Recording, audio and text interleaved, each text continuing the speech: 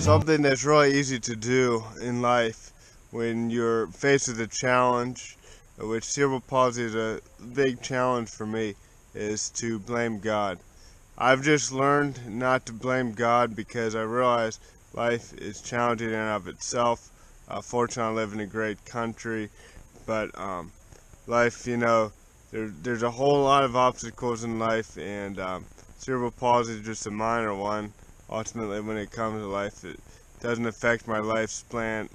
It's not going to be genetic disability, and there's a lot of things that I can be happy about. I live in the United States of America, which ultimately tends to treat people with disabilities pretty good, although there's certain individuals who don't, obviously. And I have this book here, and I think this is an important book to read because if everybody followed this book in America, I think America would be a lot more united and be a lot less corruption and crime. So I think it's important to read this book because basically every situation you have in life you can follow and understand, and it's something you can rely on. So one of my favorite verses in the Bible is in Matthew.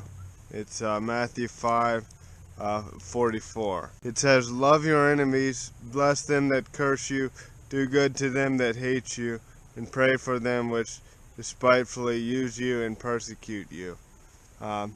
Sometimes with cerebral palsy, you tend to get persecuted more, or bullied, which is kind of the modern day term of persecution, especially in this country. So it's just important that we love those people, even if they're pretty nasty to you. Because I've had people being pretty nasty to me at times, and it's not fun. But you just move on. You can do a lot of prayer and a lot of reading in the Bible. Talking to others always helps about that. But I think it's just important that we love the people who do us wrong, and that verse in Matthew 5 really helps understand that. So also we are promised eventually a new body, and this verse comes in Revelation.